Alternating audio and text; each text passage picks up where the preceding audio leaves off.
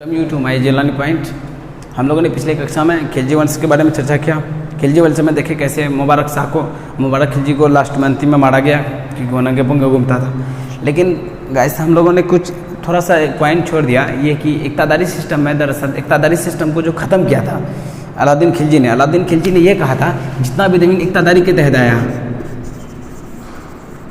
वो सारा क्या है, गवर्नमेंट है, मतलब सरकारी ज़मीन है, सारा उनका नहीं रहेगा। इसमें हर जगह का ज़मीन ले लिया, सभी से रिटर्न तो ले लिया, पर निजामुद्दीन औलिया से नहीं ले पाया था क्योंकि वो वहाँ पे धार्मिक मामला आ गया था। दरअसल इन्होंने कुछ आर्मी फैसिलिटीज़ लाए थे। अब समझिए, क्योंकि इक़्तिदारी को अगर ख़त्म किया था तो कुछ तो सुधार क्या होगा सैलरी वैलरी में। आर्मी के लिए क्या इम्प्रूवमेंट क्या समझते हैं, आर्मी इम्प्रूवमेंट में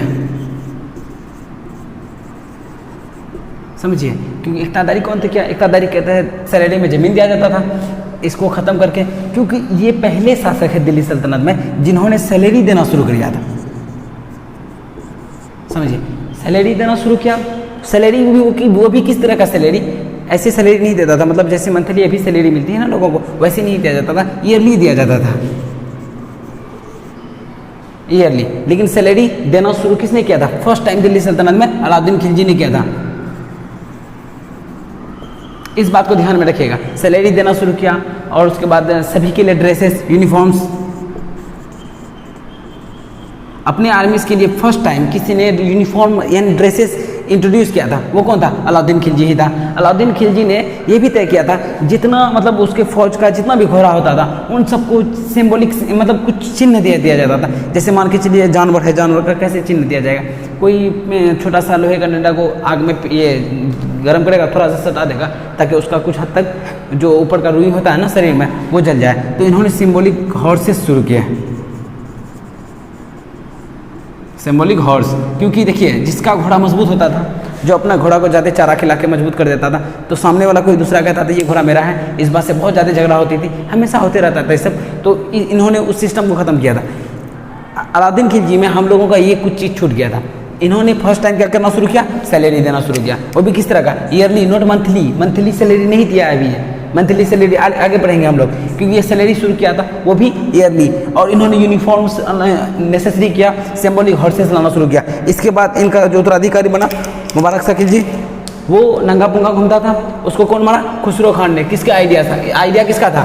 आइडिया था गाजी मलिक का। गाजी मलिक आगे चल के क्या बनेगा? गयासुद्दीन तुगलक। आज हम लोग तुगलक वंश के बारे में पढ़ेंगे, क्योंकि इस खिलजी वंश में थोड़ा चीज़ छोड़ दिए थे। खिलजी वंश दरअसल सबसे कम शासन करने वाला दिल्ली सल्तनत में कौन है? खिलजी वंश है। खिलजी वंश क्योंकि बहुत ही कम, उसमें भी सबसे ज़्यादा शासन कौन किया? अलाउद्दीन खिलजी। अलाउद्दीन खिलजी के बारे में हम लोगों ने ठीक से देख लिया। अब आगे देखते हैं तुगलक वंश। तुगलक वन डायनेस्टी, क्योंकि ये 1320 में ख़त्म हो चुका है। 1320 से लेके 1414 तक हम लोग शुरू में ही बोले सारा डायनेस्टी केवल कितना साल शासन किया, इस चीज़ को हम लोग साइड में लिख देंगे, 94 ईयर्स। समझिए, सबसे ज़्यादा अगर दिल्ली सल्तनत में किसी ने शासन किया तो कौन किया है? तुगलक वंश। इसमें भी बहुत ज़्यादा बकलोल भी शासक रहेगा, लंबा शासन किया है। थोड़ा शासन किया, उसी में बकलोल सब था, इसमें नहीं होगा, ये लंबा चौड़ा शासन है। तो इसमें सबसे पहले गाजी मलिक ने क्या आइडिया लगाया था, किसी तरह उसको मारा जाए। गाजी मलिक, एक बात को ध्यान में रखिएगा, ये जो बंदा है गयासुद्दीन तुगलक, इसी का पुराना नाम क्या है? गयासुद्दीन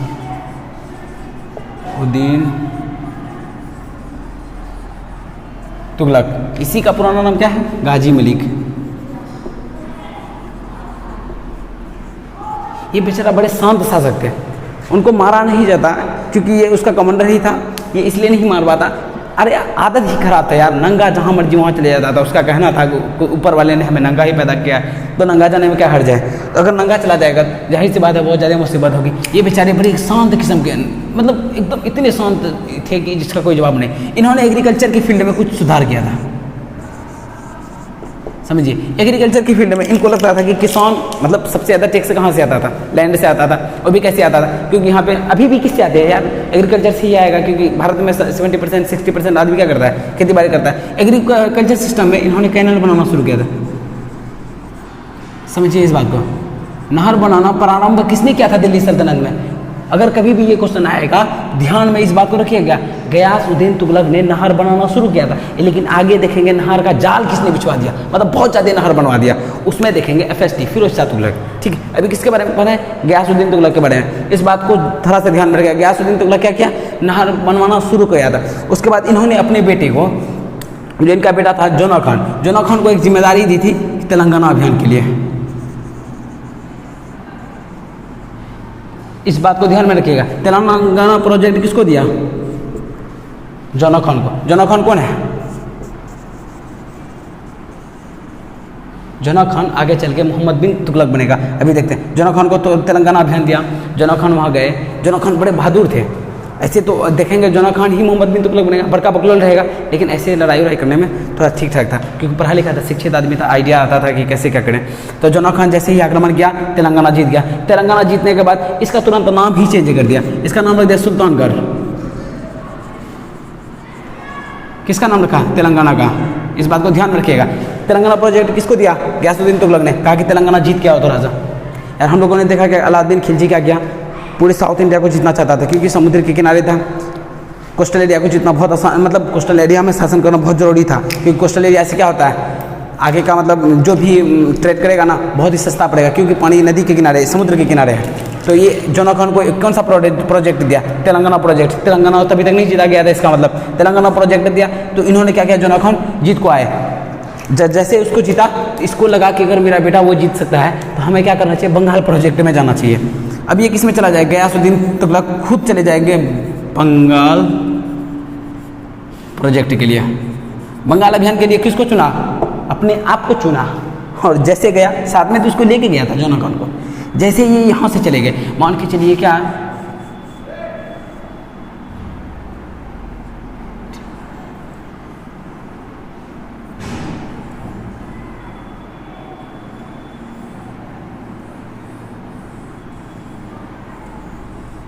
समझिए, यहाँ दिल्ली है, बंगाल कहाँ है, यहाँ पे है। ये वाला क्षेत्र पहले क्या था, बंगाल ही था, क्योंकि इसको लगा कि भाई, क्योंकि ये जो तेलंगाना है इसको जोना खान जीत के चला गया। तेलंगाना यही ना है जी, आंध्र प्रदेश तेलंगाना। तो तेलंगाना को जीत के कौन गया, जोना खान। जोना खान ने इसको जीत लिया, इसका नाम चेंज करके क्या कर दिया, सुल्तानगढ़। एक बात को याद रखिएगा, इसमें छोटा छोटा हर एक पॉइंट बहुत जरूरी है। हमने पिछले कक्षाओं में जब सलेब डायनेस्टी पढ़ रहे थे, उसमें देखिएगा कुतुब मीनार बनाना शुरू किसने किया था, कुतुबुद्दीन ऐबक ने किया था, लेकिन कंप्लीट किसने किया, इल्तुतमिश ने। लास्ट वीक जो संडे को टेस्ट हुआ BPSC का, उसमें यही पूछा गया, who completed the construction of Qutub Minar. अब बताइए, हर पॉइंट बहुत इंपॉर्टेंट होता है किसी भी एग्जाम के नज़रिए से। तो हम जब पढ़ रहे हैं तो दिल लगा के पढ़ें, क्यों किसी पॉइंट को छोड़ेंगे, है कि नहीं। तो देखें क्या कि तेलंगाना प्रोजेक्ट ये कंप्लीट करके आया कौन, जोना खान। ये खुद अपने आप को कहाँ लेके गए, बंगाल प्रोजेक्ट के लिए। जब बंगाल प्रोजेक्ट, बंगाल के बारे में सुना तो बहुत था कि बंगाल में ये है वो है, बहुत कुछ ऐसे वैसे सुनते रहते थे। जैसे वो वहाँ गए, दिल्ली से यहाँ जाना काफ़ी दूर था, इतना लग रहा है मैं छोटा है, लेकिन इतना नज़दीक में है नहीं। जैसे बंगाल गए तो वहाँ उसको कुछ नहीं मिला, घास पतवार खेती बाड़ी, वहाँ न ही ज़्यादा कोस्टल एरिया है कि चलो भाई ऐसे ही तो जीत गया पूरे कोस्टल एरिया को। गया वहाँ से देखा खाली हाथ, कुछ नहीं, कोई धन दौलत नहीं। अरे बकलोल, पहले से तो वो लोग गरीब है, कितना लूटेगा उन लोगों को। तो ऐसे लूट नहीं पाया, कुछ था ये रहा ही नहीं जो लूटेगा, कुछ था ही नहीं ऐसा कुछ। जैसे वो वहाँ से रिटर्न आने लगा, इसको लगा कि हम एगो बकलोल को पैदा किए हैं जिसका नाम है जोना खान। पढ़ा लिखा है, क्योंकि ये राजा का बेटा भाई, पढ़ा लिखा तो हो गई, पढ़ा लिखा है। तो ये तेलंगाना जीत के आया है, लेकिन बकलोल होगा। सुल्तानगढ़ नाम भी चेंज कर दिया, पूरे राज दरबार में सभी को पता है, दिल्ली में सबको पता है कि जोना खान बड़ा से विक्ट्री हासिल करके आया, तेलंगाना प्रोजेक्ट कंप्लीट करके। और बाप उसका जो रिटर्न जाएगा सब थू करेगा कि नहीं। ये वहाँ पहुँचने से पहले एक लेटर, एक फरमान जारी किया, वो किसके पास, निजामुद्दीन को, निजामुद्दीन औलिया को। देखो हम अलाउद्दीन खिलजी हैं नहीं जो तुम्हारे यहाँ अगर इक़्तिदारी के इक़्तिदारी को ख़त्म किया गया, जितना ज़मीन सरकारी है वो तुम नहीं दोगे। हम भाई कोई और हैं, गयासुद्दीन तुगलक हैं, हम पहले ही मुबारक खिलजी को ख़त्म कर चुके हैं, तुम क्या चाहते हो। तो इसको लगा कि पहले फरमान जारी कर देते हैं। कहा कि तुम्हारे यहाँ 10 कमरा है ना, तो हमारे पास भी बहुत सारा फौजी है, हम सारे कमरे में अपना फौजी लगा देंगे, तुम ज़मीन रिटर्न करोगे। तो इन्होंने जवाब में क्या किया, इन्होंने एक लेटर लिखा, कहा भैया दिल्ली भी बहुत दूर है, आज भी जब कोई काम इम्पॉसिबल सा लगता है तो हम सामने वाले को क्या कहते हैं, दिल्ली बहुत दूर है। एक इतिहासकार का कहना है कि इन्होंने जो रिटर्न उसका जवाब दिया था, यही कहा था भैया दिल्ली अभी दूर है। तो जब ये रिटर्न आ रहे थे दिल्ली से लगभग 70-80 किलोमीटर पहले ही एक जगह अंधेरा हो गया, रात होने लगा। ये अपने बेटे को कहा, बेटा कुछ ठहरने का इंतज़ाम किया जाए, यहीं रुकेंगे रात भर। तो वहीं रुके थे। तो इनका बेटा जो है ई बकलोल जोना खान, ये क्या किया, एक लकड़ी का महल बनाया रात भर में। अब पापा ठहरेंगे तो बड़ा सामान चाहिए, लो बकलोल बना दिया। ऐसा बनाया, ढह गया, रात में ढह गया, तो जिसके कारण किसकी मौत हो गई, गयासुद्दीन तुगलक की मौत कैसे होगी। मतलब बेटे को कहा था दिल्ली से पहले ही, देखिए निजामुद्दीन औलिया कहा दिल्ली अभी दूर है, सिर्फ इतना ही कहा था। ये तो बदवा, लोग कहते हैं बदवा दे दिया, कुछ इतिहासकार यही कहते हैं। तो खैर बदवा तो नहीं दिया था, लेकिन इसकी मौत कैसे हुई, क्योंकि जो लकड़ी का महल था ना, जैसे ये फॉल डाउन होगा बेचारा गिरेगा, मतलब उसके साथ दबा जाएंगे और मर जाएगा, मरेगा। अब आप बताइए, बाप मरा, बनेगा कौन, बेटा बनेगा कि नहीं, यही है। क्योंकि सब प्रजा सब भी जान रहा है कि जोना खान बहुत ही बहादुर है तो भाई कुछ तो करना चाहिए इसको आगे। तो सबको लगा अब ठीक है, कोई बड़ा बात नहीं है, बाप मरा है तो बेटे ने करेगा हुक्म, बेटा हुक्म करेगा यहीं से रिटर्न जाने में, क्योंकि दिल्ली अभी दूर है। अब बताइए अभी के ज़माने में भी कोई किसी को कहावत कौन सा देता है, कोई भी काम इम्पॉसिबल सा लगता है तो हम लोग क्या कहते हैं, दिल्ली अभी दूर है, ये नहीं कहते हैं जी। अब पढ़ते हैं जोना खान के बारे में, दूसरा शासक, ठीक है। जोना खान नहीं, मोहम्मद बिन तुगलक। जोना खान का नाम क्या है, MBT बोले, MBT यानी मोहम्मद बिन तुगलक, समझे, इसी का नाम क्या है, जोना खान। जोना खान, इतना समझ में आ गया। अब ई बकलोल इतना बकलोल है, इतना बैल है अगर से जिसका कोई जवाब नहीं है। अभी देखिए ये धीरे धीरे सारा इसको होगा, क्योंकि ये एजुकेटेड है, ये कम से कम 22 लैंग्वेजेस को जानता है। 22 लैंग्वेजेस की जानकारी किसको है, मोहम्मद बिन तुगलक को, क्योंकि ये पढ़ा लिखा भी है। हम लोगों ने एक वीडियो बनाया मैंने, थ्रू द ट्रेवलर से आई 12वीं क्लास का, उसमें क्या देखे हैं, इब्न बतूता आता है, उसके बाद कौन आता है, पहले अल-बुर्नी आएगा, फिर कौन आएगा, इब्न बतूता किसके समय में आएगा, मोहम्मद बिन तुगलक बहुत सारे भाषा के जानकार होते हैं, तो इब्न बतूता को ऊपर रख लेते हैं। उसके बाद उसको क्या कहते हैं, गाजी का पद देते हैं। इसके समय में कौन आया, इस बात को भी ध्यान में रखिएगा, अगर आप वो वीडियो नहीं देखे हैं उसको भी देख सकते हैं, या फिर इतना ध्यान में रखिएगा, इसके समय में कौन आया, इब्न बतूता आया। किसके समय में, जोना खान यानी मोहम्मद बिन तुगलक के समय में ये आया। इसको इन्होंने काजी का पद दिया, काजी मीन्स होता जज, दिल्ली में काजी का पद दिया। उसके बाद कुछ दिन बाद इस पर इल्ज़ाम लगा, उसके बाद इसको निकाल दिया जाता है, जेल भेज दिया जाता है। फिर जैसे ही जो कन्फ्यूजन होता है जिसके कारण इसको जेल भेजा जाता है, इसको फिर रिटर्न लाया जाता है कन्फ्यूजन दूर होने के बाद। उसके बाद इसको चीन भेजता है अपना राजदूत बना के, तो ये चीन जाते हैं, उसी तहत वो मालदीव भी जाएगा, श्रीलंका भी जाएगा, बहुत टाइम लगाएगा, चीन से फिर रिटर्न आएगा 1313 में आएगा। उसके बाद वो कहाँ चला जाएगा, फिर रिटर्न चला जाएगा। समझिए 1333 में आए थे, कौन, इब्न बतूता, किसके समय में, मोहम्मद बिन तुगलक के समय में। ये आएंगे फिर 1342 में रिटर्न जाएंगे अपना मोरक्को। ओके, इतना सा ध्यान में रखें, यही काफ़ी है इब्न बतूता के बारे में। तो इसके बारे में देखें, क्योंकि ये पढ़ा लिखा है, आप भी सोच रहे होंगे 22 लैंग्वेजेस का जानकार है, सर आप इसको बकलोल क्यों बोलते, यार इतना अकल से पैदल है जिसका कोई जवाब नहीं। ऐसा थोड़े ना सारा पढ़ा लिखा बहुत ही ज़्यादा चालू होता है, चालू नहीं होता है। कुछ आदमी ऐसे होते हैं और पूरी तरह से बकलोल। अभी देखिए 22 लैंग्वेज जानता है ना, इन्होंने एक त्यौहार मतलब मनाना शुरू किया, था तो मुस्लिम, लेकिन होली बहुत अच्छी मज़ेदार तरीके से मनाते थे। ये सबसे ज़्यादा मनाने वाला, इसके समय में सबसे ज़्यादा कौन सा त्यौहार मनाया जाता था, होली। इस बात को ध्यान में रखिएगा, जब होली मनाते थे। इन्होंने जितनी भी गलतियाँ की, ऑल मिस्टेक्स आर मैनेस, सभी मिस्टेक्स को क्या कहते हैं, तुगलकी फरमान।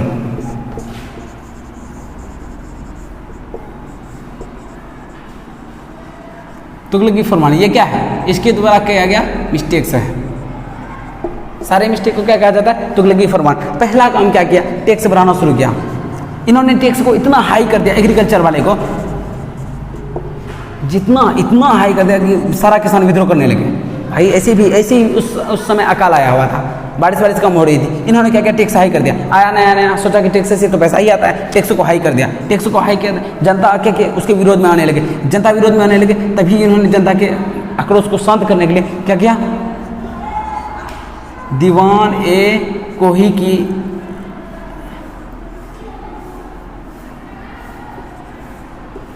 दीवान ए को ही की स्थापना की।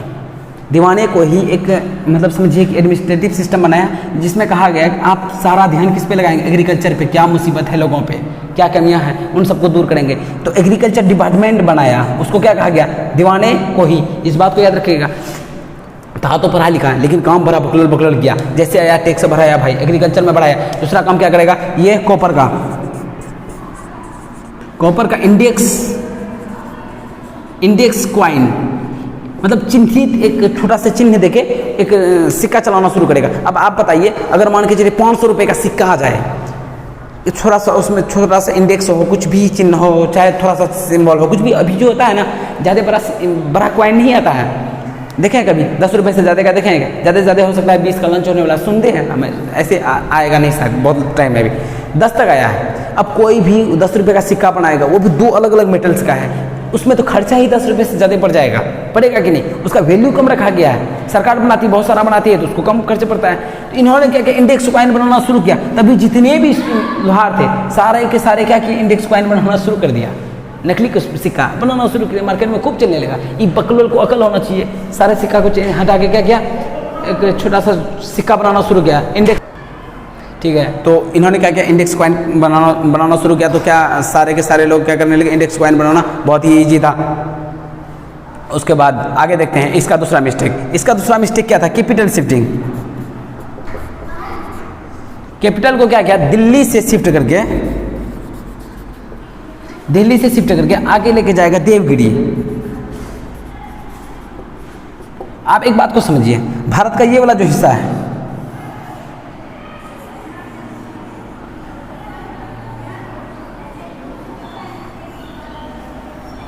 ये दिल्ली है, यहाँ से लेके कहाँ आया, देवगिरी लेके आ रहा है। अब देवगिरी आने के लिए हम लोग इतना जानते हैं, अगर नहीं भी इतना तो पता है, यहाँ पे कौन सा पहाड़ है, एक विंध्याचल का पहाड़ी है, उसके जस्ट नीचे सतपुड़ा है, यहाँ पे महाराष्ट्र में अजंता है।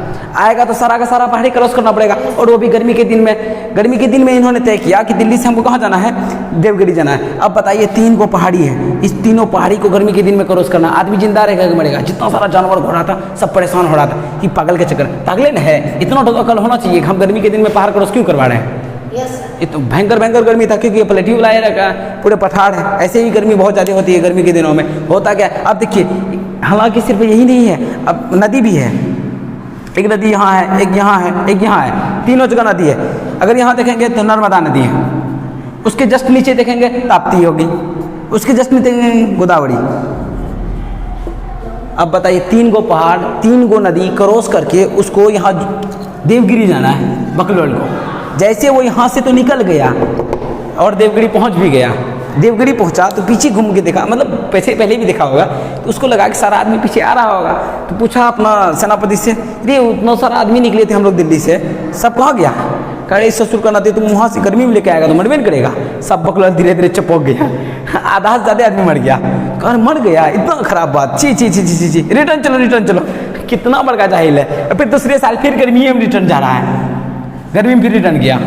जितना फरमान जारी किया, जितना बेवकूफ़ी किया, उसको क्या बोलते हैं, तुगलकी फरमान। इतना बड़का गधा था जिसका कोई जवाब नहीं। ये बकलोले है, एक नंबर का बकलोल। यही नहीं किया, अब मान के चलिए यहाँ पे ईरान है, ईरान में एक जगह है खुरासान।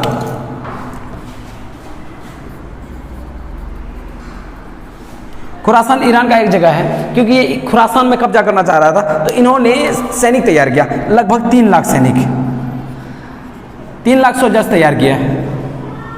सबको एडवांस सैलरी दिया, सबसे कहा कि हम तुम्हें सैलरी देते हैं, वो भी एडवांस। सारा सैनिक तैयार, अब लड़ाई होगी। सब कोई सोचा कि अब लड़ाई होगा, चलो कोई तो अच्छा काम किया, बकलर सबको एडवांस सैलरी दे दिया। अब बताइए, कोई भी सैनिक है, घर में भी बाल बच्चा तो है कि नहीं? उसके बाद सारा सैनिक को लगा कि चलो कुछ नहीं, इतना कुछ अगर गलत काम किया है ना, मान के चलो दिल्ली से देवगिरी ले गया, इतना आदमी को जान मार लिया, चलो अब तो कुछ होगा, हमारे पास क्या आ जाएगा, खुरासान आ जाएगा। ईरान का एक जगह है खुरासान, उस पर आक्रमण करने के लिए इन्होंने 3 लाख सैनिक को तैयार किया। सारे सैनिक को क्या किया, एडवांस सैलरी देना शुरू किया। सैनिक सबको लगा चलो हमारे लिए कुछ अच्छा सोच रहा होगा। इसका मतलब सारे सैनिक को तैयार करने के बाद सारा सैनिक इंतजार कर रहा है। 6 महीना गुजरा, लगा कि अब होगा। 7 महीना गुजरा, 8 महीना गुजरा, 10 महीना, 11 महीना गुजरा। सारे के सारे सैनिक खफा होने लगे, सबका मूड खराब होने लगा। सबको लगने लगा ये बकलोले, एक नंबर का बकलोल है, अरे भैया नाम खाए मिटा दिए रे, MBT। आप लोग भी तो जाना है, ये है कौन? पढ़ा लिखा तो है पर बड़का बकलोल है। 6 महीना क्रॉस किया, 11 महीना जैसे क्रॉस किया सब गुस्सा गया, पगला गया है एकदम से। तो कहा कि अब लड़ाई होगा, 1 महीना और रुको। अब बताइए जरा, बीबी से 10-11 महीना दूर रहेगा, 11-12 महीना दूर रहेगा तो बीबी खफा तो होगी ही ना। तो उस सबको लगा कि ससुर का नदी के चक्कर में हमरा कहीं मेहरारू ना दूर चली जाए। मेहरारू अगर दूर चली जाएगी तो कितना गलत बात है, हाँ? अब बताइए जरा, 11 महीना दूर रहेगा तो मेहरारू दूसरे के साथ में जेबेन करेगी टेलवा सब। तो ये 3 लाख सैनिक ठगवाने लगे। ऊपर से उससे भी बड़ा गलती क्या किया, इन्होंने खुरासान के राजा से दोस्ती कर ली। जैसे खुरासान के राजा से दोस्ती किया, सबका तो खून खोलने लगा, सब एकदम पूरी तरह से एकदम खफा हो गए। ये बकलोल कर क्या रहा है? जैसे खफा होने लगा, अब क्या करता मोहम्मद बिन तुगलक, सारे सैनिकों का था, देखो खुरासान में तो हम लोग आक्रमण नहीं किए, लेकिन हम लोग कहीं और करते हैं। हिमालय का एक क्षेत्र है, उस क्षेत्र का नाम है कराचील। कराचील में आक्रमण करने के लिए सोचा, कराचील में आक्रमण करने के लिए सोचा तो कराचील क्योंकि बाहरी क्षेत्र है, इसको लगा ठंडी के दिन में कराचील में आक्रमण करेगा, धीरे धीरे अपने आप खुद ही मर जाएगा। मरेगा कि नहीं? बकलोल 1 नंबर का बकलोल था, बकलोल है कि नहीं? कराचील में ये जो पहाड़ी क्षेत्र है, इधर क्या है, काराकोरम, लद्दाख, जास्कर, पीर पंजाब, सारा पहाड़ी क्षेत्र इधर है। सब सैनिक को यहाँ जो तैयार करके रखा था, यहाँ से हटा के क्या किया, कहा इधर आओ पहाड़ी क्षेत्र में चलो। सब पहाड़ में कराचील में लड़ने गए, आधा 3 हिस्सा सैनिक वहीं मर गया, रास्ते में ठंडी से झुलस के मर गया। ये बकलोल इतना घटिया काम किया जिसका कोई जवाब नहीं। इसी वजह से इसको बकलोल कहा जाता है।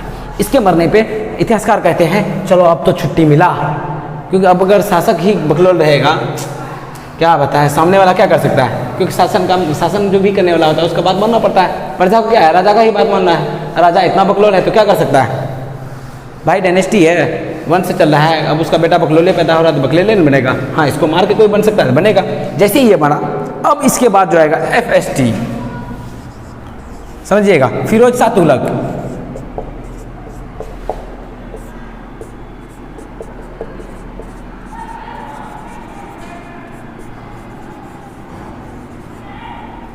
फिरोज शाह तुगलक ये बेचारे बहुत अच्छे आदमी थे। इनको समझिए क्या कि ये मोहम्मद बिन तुगलक मानते हैं, मोहम्मद बिन तुगलक का क्या था, MBT का कज़न था, चचेरा भाई था। ये उसका चचेरा भाई था, लेकिन ये आदमी बड़ा दिमाग वाला था। तो समझिए, इन्होंने जैसे राजा बना कम से कम 300 शहर बसाए। पहला काम ये क्या, अब कितना बेहतरीन काम है, लोगों के लिए 300 शहर बसाया, कम से कम 1200 बगीचे लगाए। हर एक पॉइंट बहुत ज़्यादा इंपॉर्टेंट है। अगर आपसे ये पूछेगा सबसे ज़्यादा शहर बसाने वाला दिल्ली सल्तनत में, ऑप्शन क्या आएगा? फिरोज शाह तुगलक ऐवे करेगा ना, इससे ज़्यादा शहर तो किसी ने बसाया ही नहीं। 1200 गार्डन्स, कम से कम अभी देखिए इतना गार्डन्स है, इतना बगीचा है, उस ऊपर से क्या है 1.80 लाख स्लैब्स, इतना नौकर है, इतना गुलाम है। स्लैब्स के लिए अलग से एक समझिए, जैसे एग्रीकल्चर के हम लोग क्या देंगे, दीवाने को ही, स्लैब्स के लिए अब इन्होंने मोहम्मद बिन तुगलक ने क्या बनाया, दीवाने बंदगान, दीवान ए किसके लिए बनाया? ये जो स्लैब सब है, मतलब ये जो दासी है, इसका सबसे ज़्यादा दासी किसके पास था? तो कौन आएगा? फिरोज शाह तुगलक। सबसे ज़्यादा शहर किसने बसाया? फिरोज शाह तुगलक ने। सबसे ज़्यादा गार्डन्स किसने लगवाए? फिरोज शाह तुगलक ने। सबसे ज़्यादा देखिए 180 लाख 1.80 लाख क्या है, स्लैब्स हैं उनके पास। उसके बाद यहीं तक बात नहीं रहती है, क्योंकि जाल बनाना शुरू किसने किया था? नहर बनाना, जाल बोल रहे, नहर बनाना शुरू किसने किया था एग्रीकल्चर के लिए? हाँ, उसमें हम लोग देखे गियासुद्दीन तुगलक। लेकिन नेट ऑफ कैनल्स, भाई नहर का जाल बिछा दिया, अब क्या करेगा? इतना बेहतरीन आदमी था। आप जानते हैं, जैसे इसका मतलब मम्मी हिंदू थी, तो इनको लगा कि हम ब्राह्मण हैं, कहीं ऐसा ना लगे कि हम ब्राह्मण्स के लिए कुछ फेवर कर रहे हैं। तो इन्होंने क्या किया, जो जाजिया टैक्स था, जाजिया टैक्स के बारे में हमने पहले भी चर्चा की थी। कब? मोहम्मद बिन कासिम के पास 712 में उन्होंने ही जाजिया टैक्स लगा के गया। जब वो जाजिया टैक्स लगा के गए तो ये क्या किए जाजिया टैक्स में, क्योंकि ब्राह्मण्स नहीं था, ब्राह्मण्स को इंक्लूड किया, शामिल किया किसमें? जाजिया टैक्स में। इसके पीछे कारण क्या था? क्योंकि ये किस परिवार से था? मम्मी इसका ब्राह्मण परिवार से थे। ब्राह्मण परिवार से थे तो इनको लगा कि हमें जाजिया टैक्स लगा देना चाहिए इन लोगों पे भी। इन्होंने जाजिया टैक्स तो लगा दिया। अब देखते हैं इनका कुछ बेहतरीन काम भी किया इन्होंने। एक हॉस्पिटल बनवाया, बड़े से हॉस्पिटल जिसको बोलते हैं दारुल सफ़ा। समझिए इन्होंने एक निर्माण किया दारुल सफ़ा का। दारुल सफ़ा वैसे लोगों के लिए थे जो बिल्कुल पूरी तरह से लाचार था, जो बहुत ज़्यादा गरीब थे, जिनको पास इलाज करने के लिए पैसा, जिनके पास इलाज करने के लिए पैसा नहीं होता था, वो कहाँ आते थे? दारुल सफ़ा में। ये आदमी बहुत अच्छा था, अगर दिल से देखें तो ये इन्होंने जितना काम किया, इसी को कहा जाता है अकबर ऑफ दिल्ली सल्तनत। दिल्ली सल्तनत का अकबर किसे कहा जाता है? फिरोज शाह तुगलक को। अभी देखते हैं उस बात को। दारुल सफ़ा किसके लिए बनाया? ऐसे लोग, हेल्पलेस लोगों के लिए,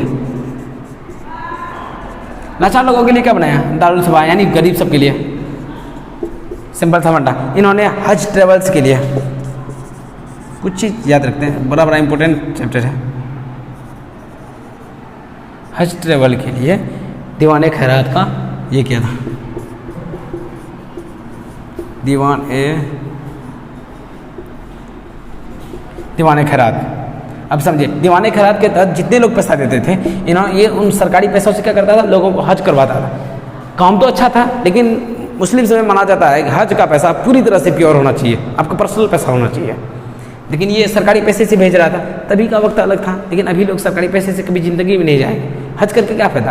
अपना पैसे से हज किया जाता है, चाहे वो आपका अपना पर्सनल प्रॉपर्टी होना चाहिए, प्रॉपर्टी बेच के क्यों ना जाए, आपको वैसे करके जाना चाहिए, ठीक है। लेकिन इन्होंने हज यात्रा शुरू करवाई थी गरीबों के लिए, जो भी वो किसके तहत जाते थे? दीवान खैरात। लोग खैरात का पैसा जमा करते थे लोगों से, उसके बाद क्या करते थे? लोगों को हज में भेज दिया जाता था। और इन्होंने एक बेहतरीन काम किया था, अशोक का जो स्तंभ था, जहाँ जहाँ भी था उसको लाके दिल्ली में स्थापित किया।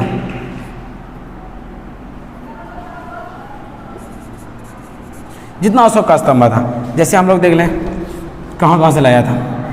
मेरठ से, मेरठ कहाँ है जी? यूपी में। मेरठ यूपी में, मेरठ से लाया। उसके बाद दूसरा वाला देखेंगे टोपड़ा से। एक बार क्वेश्चन पूछा तो टोपड़ा कहाँ है? अशोक का स्तंभ यही नहीं था, यहाँ से लाया गया था। हरियाणा में क्या? टोपड़ा। उसके बाद यूपी। दोनों जगह से अशोक का स्तंभ लाके कहाँ इस्टेब्लिश किया? दिल्ली में। इस बात को ध्यान में रखिएगा। अशोक का स्तंभ को कौन लाके दिल्ली में इस्टेब्लिश किया? फिरोज शाह तुगलक। फिरोज शाह तुगलक ने 300 शहर बसाए, 1200 गार्डन, 180 लगभग दासी था इसके पास, नौकर था। दासी के लिए दीवाने बंदगान बनाया इन्होंने। उसके बाद दारुल सफ़ा का किसने इस्टेब्लिशमेंट किया? कौन था? फिरोज शाह तुगलक। उसके बाद हज ट्रेवल्स के लिए, गरीबों के लिए हज करना, उसके लिए एक अलग से बंदोबस्त करवाया दीवान खैरात के तहत, ठीक है। जितने लोग खैरात में पैसा देते थे उससे हज ट्रेवल्स करवाते थे। इन्होंने अशोक का स्तंभ टोपड़ा हरियाणा से लाके, मेरठ से यूपी से लाके दिल्ली में इस्टेब्लिश किया। समझे आप? इसी को कहा जाता है अकबर ऑफ दिल्ली सल्तनत।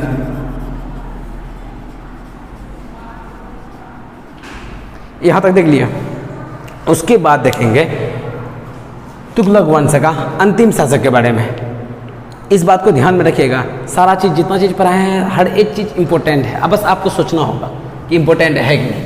पढ़ना है तो सारा चीज़ इंपॉर्टेंट, नहीं पढ़ना है बकलोलगिरी करना है तो आप समझिए आप पे डिपेंड करता है। क्यों हम लोगों ने क्या देखा था? तो पहले भी बहुत आसान चीज़, कुतुब मीनार के बारे में, हर चीज़ के बारे में, हर चीज़। अब कहाँ से क्वेश्चन पूछ दिया जाए? कंपटीशन का वक्त है भाई, कहीं से भी सवाल आ सकते हैं, ठीक है। दिल्ली सल्तनत को अगर सही से समझते हैं तो समझिए, क्योंकि दिल्ली सल्तनत से कम 1-2 क्वेश्चन तो हर एग्जाम में आता है। ऐसा कोई एग्जाम नहीं है जो दिल्ली सल्तनत के बिना जाए। अब लास्ट जो आएगा तुगलक वंश का, नासिरुद्दीन मसूद।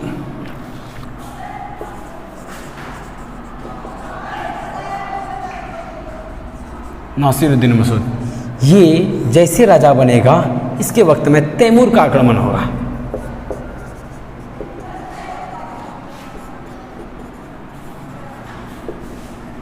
समझिए इस बात को, तैमूर जैसे हमला करेगा, आक्रमण करेगा, इन्वेजन करेगा, इसके वक्त में उसी वक्त रहेगा खिज्र खान। खिज्र खान ये सूबेदार रहता है किसके पास? इसके वक्त में ये सूबेदार रहता है। तैमूर जैसे आक्रमण करता है, ये क्या करेगा? इसका चेला चपाटीगिरी करेगा। चेला चपाटीगिरी इसलिए करेगा कि इसको पता है हो सकता है इसको मारिए दे। सबको आगे के बारे में सोच के रहना चाहिए। तो खिजरा खान क्या कर रहा है? आगे के बारे में सोच रहा है। ये इसका चला चपाटीगिरी करेगा, उसके बाद ये क्या करेगा? इसको मार देगा। इसको मार देगा तब बताइए खिजरा खान क्या बनेगा? नेक्स्ट सक्सेसर बनेगा कि नहीं? तैमूर आक्रमण किया, सिर्फ लूटने आया है, खिजर खान को बनाएगा। खिजर खान अब अपना एक अलग डायनेस्टी बनाएगा, क्योंकि खिजर खान का इसके इस वंश से कोई रिलेशन है क्या? तुगलक वंश से कोई रिलेशन नहीं है इसका, है। तो हम लोगों ने आज देखा कि दिल्ली सल्तनत का सबसे लंबा सल्तनत तुगलक वंश कैसे शुरू हुआ, क्योंकि वो भी छल कपट से ही आया था। गाजी में क्या किया था? छल कपट से। खुसरो खान को कहा कि मार दो मुबारक खिलजी को, उसको जैसे मारा, उसके बाद ये क्या किया, ये उसको मार दिए, खुद शासक बन गए, उसका वंश रहा। लेकिन ये एक सबसे लंबा शासन गया, 1320 से लेकर 1414, लगभग 94 साल तक शासन किया। अब समझिए ना, बहुत लंबा शासन चला। इसमें ज़्यादा इम्पोर्टेंट बात यही था, नहर बनाना किसने शुरू किया भाई? गयासुद्दीन तुगलक ने। लेकिन नहर का जाल किसने बिछवा दिया? फिरोज शाह तुगलक ने। सबसे ज़्यादा बकलोल शासक कौन था इसके समय में? मोहम्मद बिन तुगलक। इस बात को याद रखिए। किसका बेटा था? गयासुद्दीन तुगलक का बेटा था जौना खान, उसी का नाम क्या है? मोहम्मद बिन तुगलक।